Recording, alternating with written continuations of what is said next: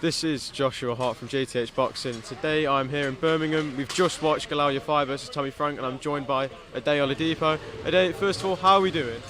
Good, man, good. Great night of boxing. You know, you just never know with these next-gen cards, do you? Like, you see the matchups, and like, I read what a lot of people say online. What's this? Rubbish. And then you get that. This is the thing with boxing, you just can't predict how good it's going to be.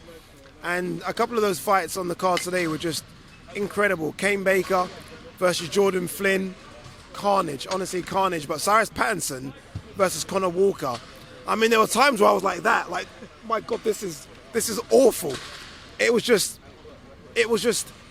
brilliant violence. It was honestly brilliant, brutal, and they have to do it again. They have to do it again. But look, great night of boxing, and these are the ones I love. These next gen cards I love because I feel like the fighters get in there and they all want to prove something.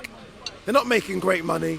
They want to prove something. You heard Conor Walker after there say, Eddie, come on now, give me my 2-fight deal. I want to do this again.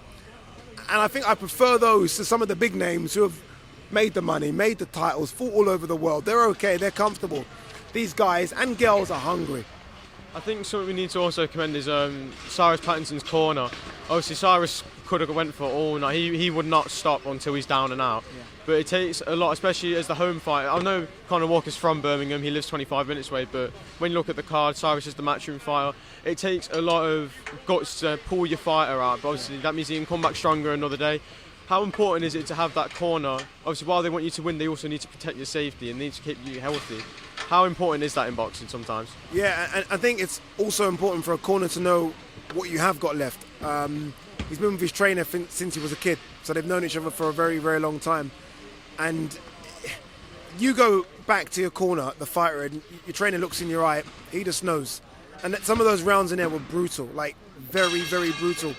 And you save yourself. All it takes is the wrong punch, and we've seen some sad stories in boxing. He saved him there because Conor Walker was just about to go through the gears again. So I think he saved him. He rests now for 8-9 months, maybe even a year, and you come back and you do it again in the Northeast. You know, Cyrus fought him. Yes, it was a match for sure, but Cyrus fought him in his home patch.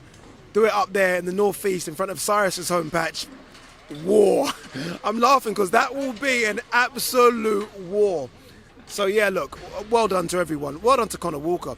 We'll talk a lot about Cyrus Pattinson, and I can understand why, but Conor Walker, I mean, not many people at home would have known about Conor Walker before. You get your opportunity, co-main event, and you deliver. You deliver. And now, hopefully, he makes good money in these next 2 fights. He's got a belt. Everyone's going to want that belt. Well done to him. And I want to talk about something a little different. I'm hoping no one else really spoke to you about this in interviews, but I want to talk about the fitness journey that you've been doing. Your road to 175 pounds. Just talk to me about why you decided to do that. Yeah, I just wanted to go through what a fighter goes through. Obviously, look, I'm here and I talk a lot about fights and boxers, and I'm not a fighter. And I thought, okay, how can I, understand what they go through a bit more? So I thought, let's do an 8-week fight camp like a fighter would do. So we dropped from 211 pounds and we're dropping to 175. We weigh in on Thursday. So the energy's a bit low right now, but it's been a good experience, right? Having to not drink, no crappy food, train every day, twice a day. And again, it's just to kind of understand a fighter a little bit. And we got the weight cut on Thursday where we do, the water cut on Thursday. And I just wanted to experience it.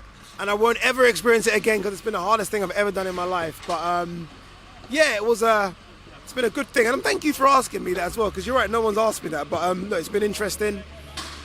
And now I feel like I understand a bit more what a fighter goes through when they look incredible on the scales, but honestly, it's Ferrari, no engine. Like, there is nothing in me right now. And it's tough, it's not easy.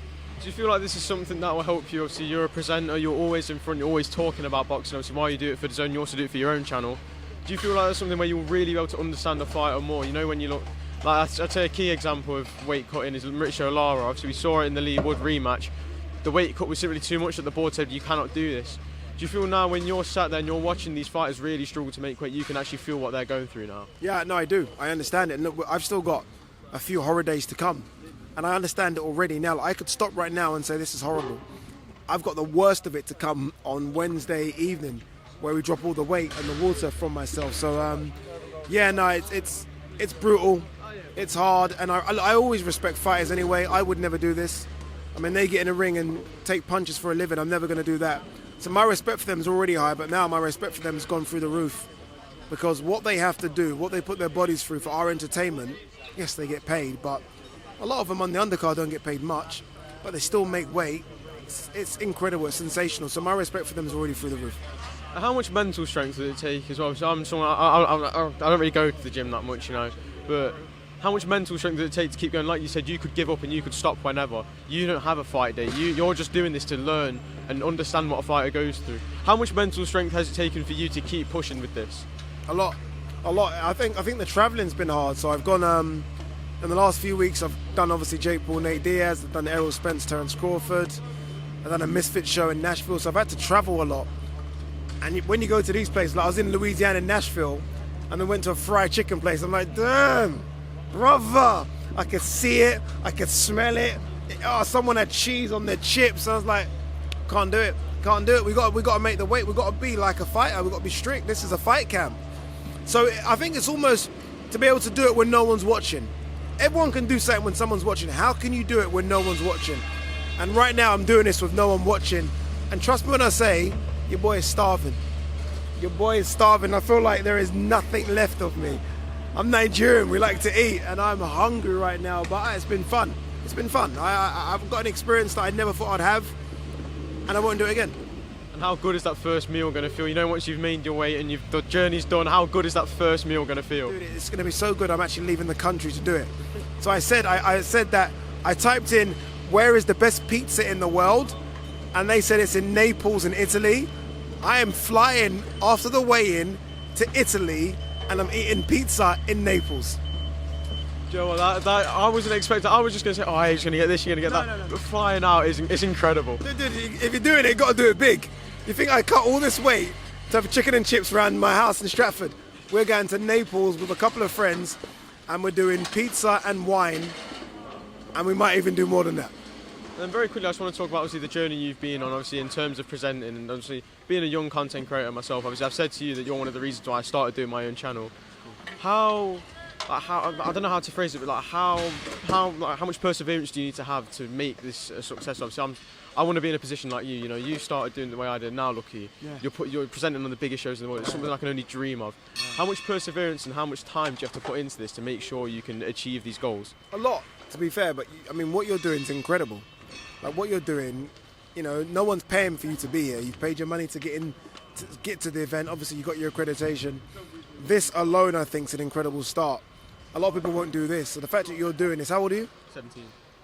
Yes. 17. I've just finished my first year of college. I start year 13 soon. It's incredible. I mean, that reminds me of Fred. Fred Beck, yeah. Dude, for you to be doing this at 17, can you imagine if you continue what you're going to be like at 20? It's going to be incredible. You've got all the equipment. You've got your own mic sock here. It takes a lot, but I feel like I want people to see me and realize I'm not great. I'm not the greatest speaker. I didn't do journalism degree. I didn't do any A levels or anything like that. So you can do it. If I can do it, then I know everyone's got a chance of doing it. So you just got to keep going. If you really want it, it's there. And again, I'm proof of it being there. I'm the lead presenter doing all these shows and traveling the world. If little old Ade can do it in his grand old age, then a young kid like you, full of energy, can do it. Look how they're taking this place down, by the way. Look how quick they rip this. Look how quick they rip this place up. Well, I'm going to pan the camera this way as well. Incredible! Look at this. Look. That was the ring. That was literally the ring. That was the ring. All right, look, I've got to go anyway. Got to go to the hotel. We've got a car waiting. But honestly, well done, brother. Well done on your journey. And hopefully, in a couple of years' time, I see you. I'll be ringside retired, and I'll be like, 1 second. Look at him. That's the dream, right? That's the dream. Ade, thank you for talking to me. Like I said, you're a constant inspiration to me, and yeah, thank you for your time. Thank you, my man. Appreciate it a lot. Thank you so much.